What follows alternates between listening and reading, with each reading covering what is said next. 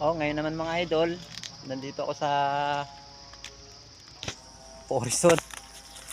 Mga idol, oh. Nanguha ako ngayon nung pugahan. Malapit na kasi yung Ondras. Eh, marami na uling bumibili nung ganun.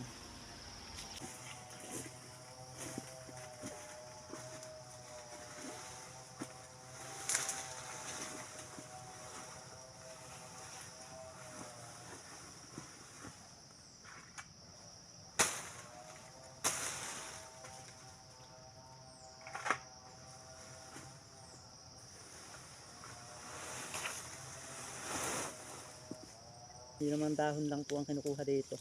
Ito lang po mga dahon.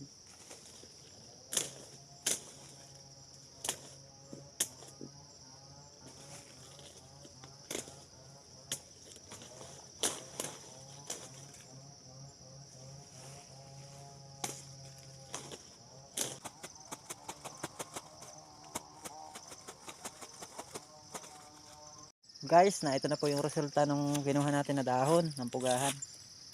Ayan na po.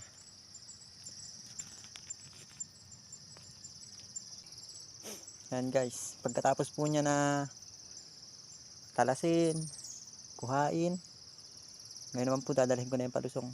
Hapon na po eh, alas 4 na. Malayo pa po yung lalakarin ko. Ayan, nasa kagubatan po ako mga idol, oh.